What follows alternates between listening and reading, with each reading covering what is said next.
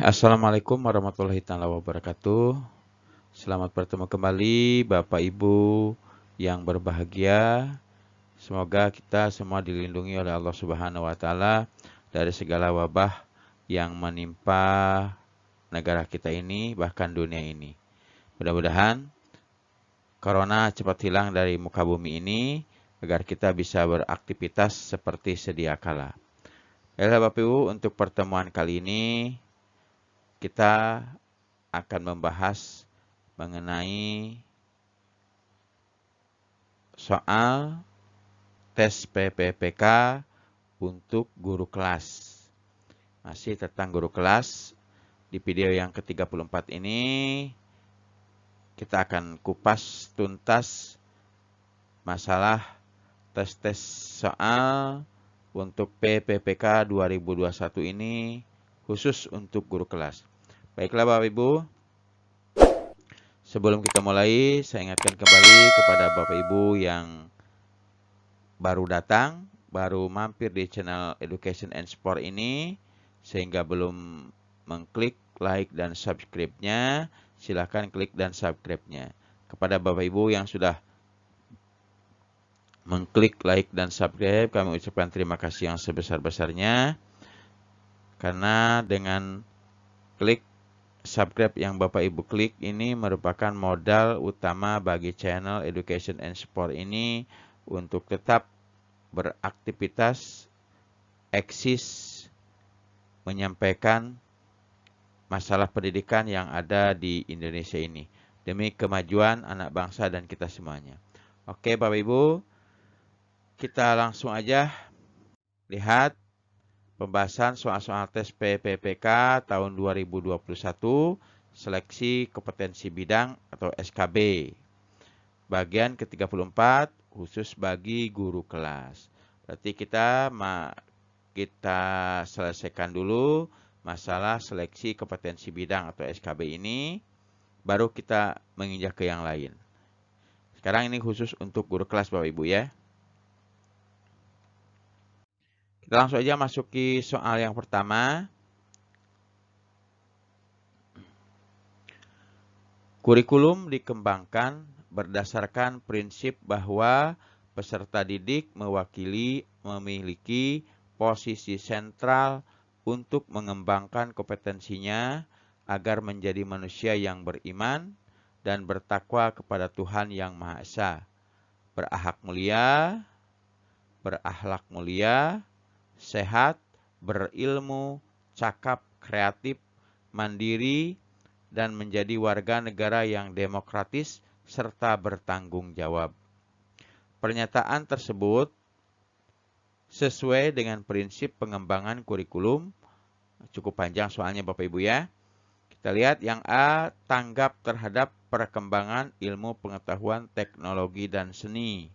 Yang B, relevan dengan kebutuhan kehidupan. Yang C, menyeluruh dan berkesinambungan. Yang D, beragam dan terpadu. Kita lihat ya Bapak Ibu ya. Jadi yang tepat adalah beragam dan terpadu. Oke Bapak Ibu, itu yang untuk pilihan yang tepat. Untuk nomor 1 adalah yang D, beragam dan tepat. Beragam dan terpadu Bapak Ibu ya. Karena di sini ada beragam sekali ya ininya. Berarti prinsip ini merupakan pengembangan dari kurikulum beragam dan terpadu. Oke Bapak Ibu, kita lanjut ke soal nomor 2.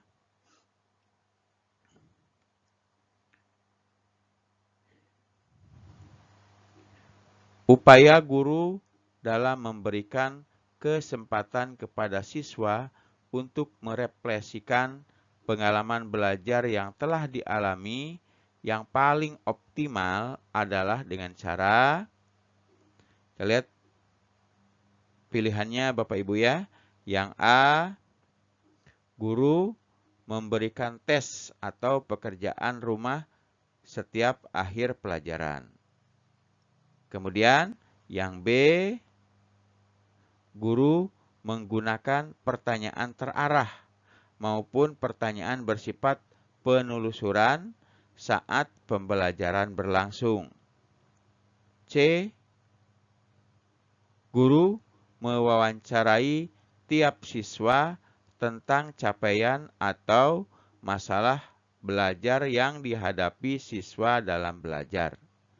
Dan yang terakhir, yang D, guru menugaskan siswa untuk menuliskan kesulitan siswa dalam belajar. Oke, Bapak Ibu ya. Ini kita lihat merefleksikan itu biasanya di akhir setelah kegiatan, Bapak Ibu ya. Kita lihat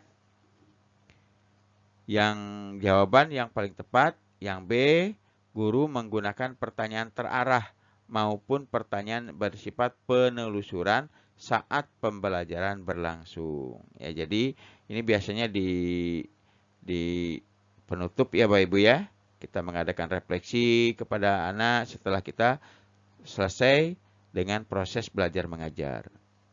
Masih dalam proses belajar mengajar di akhir Bapak Ibu ya, biasanya di akhir-akhir merefleksikan ini tentang kegiatan kita atau anak-anak apa masalahnya, mengapa bisa kurang ini, jadi anak direfleksinya biasanya di akhir-akhir pembelajaran, tapi masih dalam proses pembelajaran. Dengan begitu maka isian yang tepat untuk yang nomor 2 adalah yang B, guru menggunakan pertanyaan terarah maupun pertanyaan bersifat penelusuran saat pembelajaran berlangsung. Oke, Bapak Ibu, kita lanjut ke soal nomor 3, Bapak Ibu ya.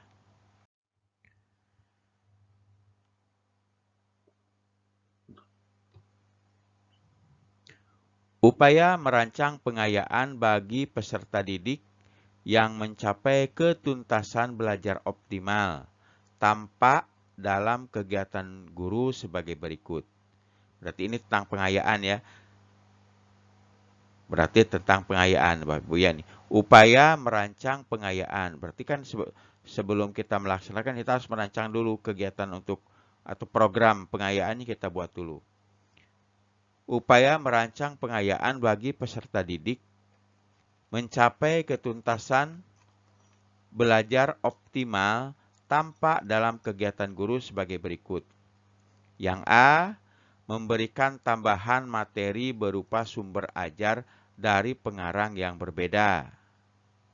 Yang B, memberikan tes tambahan dengan tingkat kesukaran yang lebih tinggi.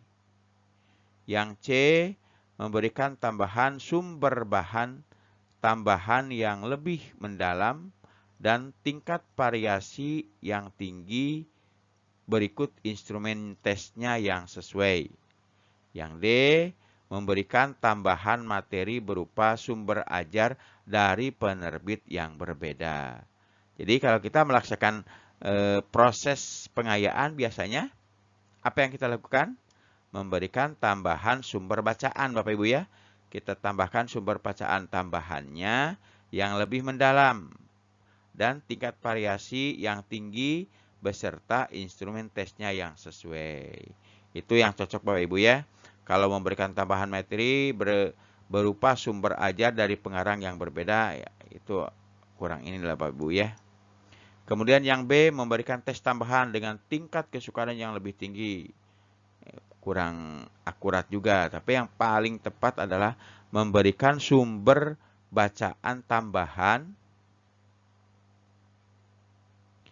yang lebih mendalam dan tingkat variasi yang tinggi berikut instrumen tesnya yang sesuai. Harus memuat instrumen tesnya Bapak Ibu ya. Oke, kita lanjut ke soal nomor 4. Yang dimaksud dengan penilaian adalah, Bapak Ibu sudah pada tahu lah semuanya dah. Yang pertama, yang A-nya pilihannya pengumpulan dan pengolahan informasi yang untuk mengukur pencapaian hasil belajar peserta didik. Yang B, proses yang dilakukan untuk mengambil keputusan berdasarkan evaluasi. C, membandingkan hasil pengamatan dengan suatu kriteria. Dan D, penilaian adalah proses interaksi antara peserta didik dan pendidik. Kita lihat ya. Yang A, penilaian adalah pengumpulan dan pengolahan informasi untuk mengukur pencapaian hasil belajar peserta didik. Itu. Kemudian yang B, penilaian adalah proses yang dilakukan untuk mengambil keputusan berdasarkan evaluasi. Sedangkan yang C, penilaian adalah membandingkan hasil pengamatan dengan suatu kriteria. Dan yang D, penilaian adalah proses interaksi antara peserta didik dan pendidik. Oke, Bapak Ibu sudah tahu lah ya. Yang A. Jadi penilaian adalah pengumpulan dan pengolahan informasi. Informasi ini bisa berupa nilai Bapak Ibu ya, atau berupa deskripsi dari guru-guru mata pelajaran lainnya untuk mengukur pencapaian hasil belajar peserta didik. Jadi ada tujuannya. Untuk apa kita olah informasi atau kita mengolah nilai ini? Yaitu untuk mengukur, melihat pencapaian hasil belajar peserta didik. Oke, jadi isian yang tepat adalah yang A ya Bapak Ibu ya, pengumpulan dan pengolahan informasi untuk mengukur pencapaian hasil belajar peserta didik. Oke Bapak Ibu, kita lanjut ke soal nomor 5.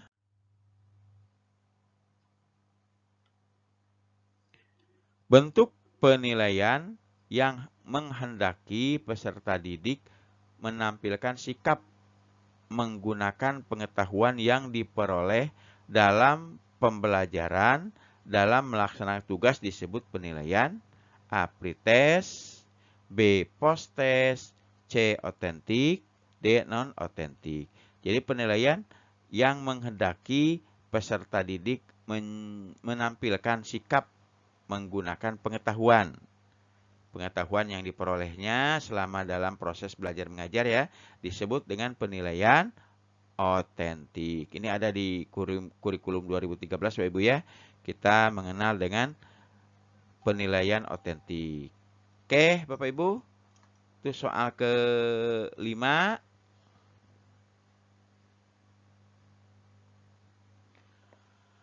Baiklah Bapak Ibu, kita lanjut ke soal nomor 7. Nomor 6, maaf ya, nomor 6. Pendidik melakukan penilaian kompetensi sikap melalui observasi penilaian. Kemudian penilaian teman sejawat, peer evaluation oleh peserta didik. Adapun instrumen yang digunakan dalam penilaian tersebut adalah yang A, skala penilaian atau rating scale. Yang B, rubrik. Yang C, jurnal. Yang D, soal tes. Kita lihat pendidik melakukan penilaian kompetensi sikap dengan melakukan observasi. Berarti ini observasi ya. Penilaian observasi ini apakah termasuk skala nilai, atau rubrik, jurnal, atau soal tes. Nah, gitu ininya Bapak Ibu ya. Oke, jadi penilaian observasi penilaian diri. Penilaian teman sejawat oleh peserta didik. Misalkan peserta didik yang satu menilai peserta didik yang lainnya. Itu teman sejawat Bapak Ibu ya. Berarti ini termasuk dengan adapun instrumen yang digunakan, instrumennya Bapak Ibu ya. Adapun instrumen yang digunakan dalam penilaian tersebut. Instrumennya bukan bentuknya Bapak Ibu ya. Instrumen yang digunakan dalam penilaian tersebut adalah skala. Kita pakai skala penilaian. Kamu Bapak Ibu sudah pada tahu lah yang skala atau instrumen-instrumen mengenai penilaian Bapak Ibu ya. Saya yakin sudah pada menguasai. Karena kerjaan kita sehari-hari ya seperti itu.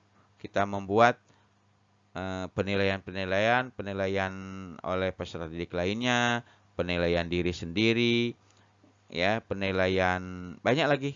banyak lagi penilaian di kurikulum 2013 ini. Nah, saya yakin Bapak Ibu sudah pada mengetahui, sudah pada hafal Bapak Ibu ya. Oke, kita lanjut ke soal nomor 7.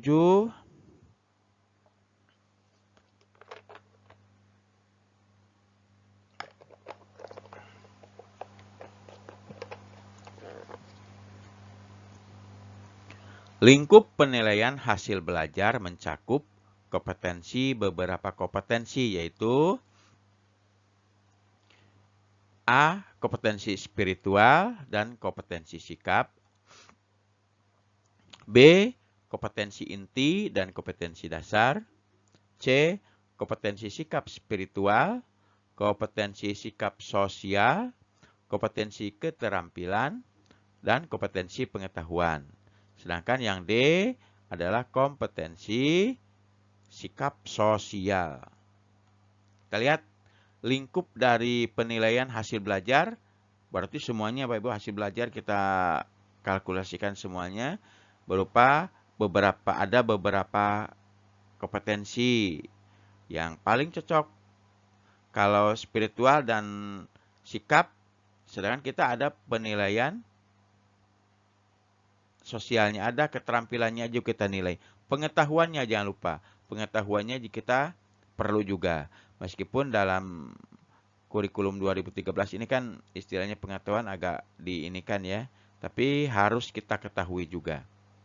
Kalau hanya spiritual dan kompetensi, emang itu ada tapi kurang lengkap. Kemudian ke kompetensi inti dan kompetensi dasar, ini karena luas wawasannya ya, cakupannya. Kalau yang hanya kompetensi inti dan dasar ini kurang tepat.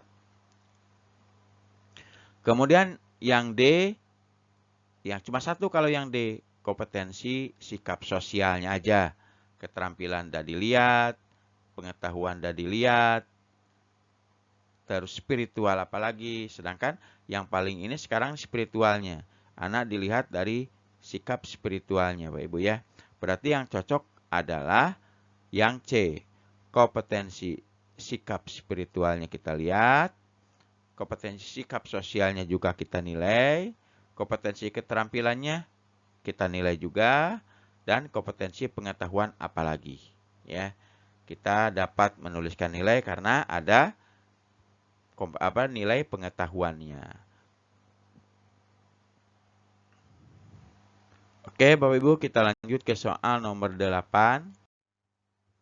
Aspek yang dinilai dalam pembelajaran matematika sebagai berikut, kecuali. Kalau ada kecuali, berarti yang salahnya Bapak Ibu ya. Kecuali yang A, pemahaman konsep. Yang B, menggunakan grafik. Yang C, melakukan prosedur. Yang D, pemecahan masalah dan sikap. Aspek yang dinilai dalam pembelajaran matematikanya. Ini khusus untuk matematika.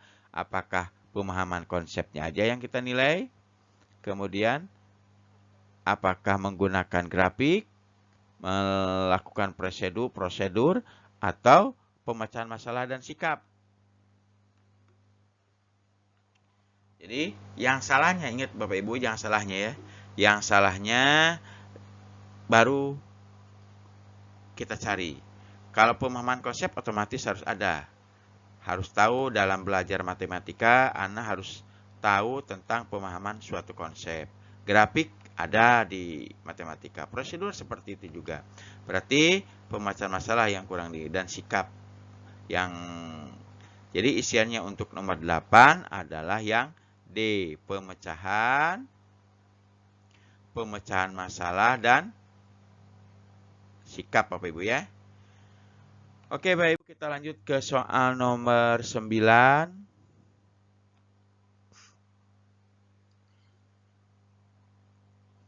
Konsep menyodorkan berbagai situasi kepada siswa dan mendorong siswa untuk menyelidiki.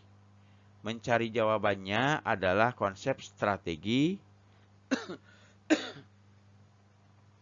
Strategi apa yang dilakukan atau konsep dan strategi apa yang dilakukan jika kita memberikan kepada siswa berbagai situasi. Seperti kita mendorong siswa untuk menyelidiki. Siswa disuruh melakukan penyelidikan, mencari jawabannya. Yang A, discovery learning. Yang D, inductive learning. Yang C, inquiry learning. Yang D, cooperative learning. Bapak Ibu harus sudah tahu lah semuanya ya. Yang inquiry ini apa, cooperative learning ini apa, kooperatif kerjasama Bapak Ibu ya. Oke, kita lihat. Jadi, konsep dan strategi jika kita memberikan tugas kepada siswa agar siswa melakukan penyelidikan, melakukan penelitian, dan mencari jawaban adalah konsep strategi inquiry learning. Inquiry pencari Bapak Ibu ya. Inquiry learning. Oke, kita lanjut ke soal terakhir.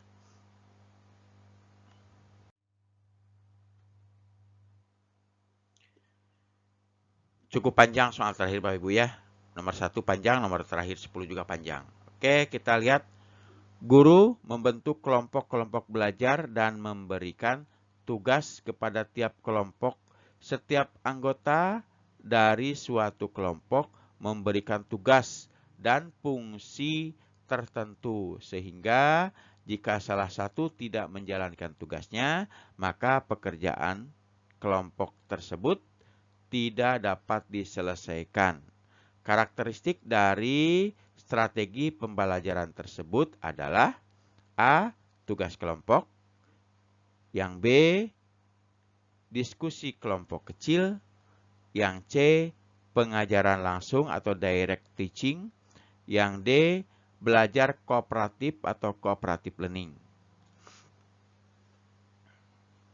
Jadi, kalau lihat dari pertanyaannya, maka jawaban yang tepat adalah yang A, tugas kelompok. Karena guru membentuk kelompok-kelompok, tidak usah dicari lagi yang lain, karena sudah jelas guru membentuk kelompok-kelompok belajar dan memberikan tugas kepada tiap kelompok. Berarti itu sudah jelas adalah yang A jawabannya, tugas kelompok. Kalau diskusi kelompok kecil ya kurang ini, karena dia harus berdiskusi, tidak begitu berpengaruh ya jika salah satunya tidak menjalankan tugasnya. Tapi kalau sudah tugas kelompok, kita bagi tugasnya masing-masing.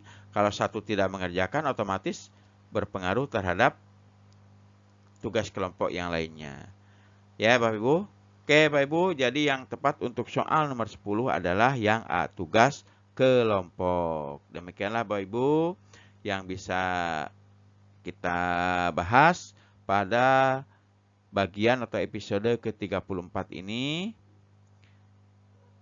Kita tidak banyak, tiap episode, tiap bagian kita 10 soal aja. Karena kalau terlalu banyak nanti agak susah mencernanya Bapak Ibu ya. Oke Bapak Ibu, itu aja yang bisa saya sampaikan. Sebelum saya akhiri, saya ingatkan kembali kepada Bapak Ibu yang belum mengklik like dan subscribe-nya, silahkan sekarang klik like dan subscribe-nya. Ya, jika ada Bapak Ibu yang baru mampir ke channel Education and Sport ini, silahkan klik like dan subscribe-nya. Kemudian jangan lupa tekan loncengnya agar Bapak Ibu tidak ketinggalan video pembahasan soal-soal tes PPK PPPK tahun 2021 ini. Dan jika menurut Bapak Ibu video ini bermanfaat, silahkan share. Di-share lah bagi orang lain, bagi saudara kita, bisa melalui Facebook, Twitter, WA, dan Instagram. Caranya mudah, di bawah video ada tulisan dibagikan. Tinggal klik dibagikan, maka secara otomatis akan masuk ke postingan Facebook Bapak Ibu. Ya, ada pilihannya di situ nanti apa melalui Facebook, di-sharingnya atau disebarkannya atau dibagikannya, atau bisa melalui WA ada di situ ya. Tinggal Ibu Bapak pilih aja mau di-share ke mana, ke WA boleh, ke Facebook boleh, Instagram juga boleh. Oke Bapak Ibu, itu aja yang bisa saya sampaikan. Saya akhiri dengan ucapan terima kasih yang sebesar-besarnya. Wabillahi taufik wal hidayah. Wassalamualaikum warahmatullahi wabarakatuh.